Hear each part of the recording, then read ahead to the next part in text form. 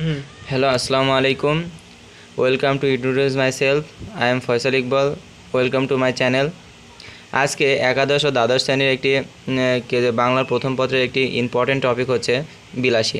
এটি 2024 সালের এইচএসসি পরীক্ষার জন্য খুবই একটা ইম্পর্টেন্ট টপিক। বিলাসী গদ্যটি লিখেছেন শরৎচন্দ্র চট্টোপাধ্যায়। শরৎচন্দ্র চট্টোপাধ্যায় জন্মগ্রহণ করেন হচ্ছে 1876 সালে 15ই সেপ্টেম্বর এবং তিনি মৃত্যুবরণ করেন 1938 সালে 16ই জানুয়ারি। এখানে এই বিলাসী গদ্যটির কি মেন ক্যারেক্টার হচ্ছে চারজন, ন্যাড়া, খোড়া এবং বিলাসী ও মৃত্যুঞ্জয়। এই চারজনকে নিয়ে কি গল্পটা সাজানো হয়েছে। এই গল্পের একটা মেন উদ্দেশ্য হচ্ছে কি একজন কি উচ্চ বংশের ব্যক্তি একটা নিম্ন বংশের মেয়েকে বিয়ে করে কি ঘর সংসার করছে এবং তার পদটাকে ছিনিয়ে নিয়েছে এবং সেই পদে কি কাজ করছে। কারণ হচ্ছে এখানে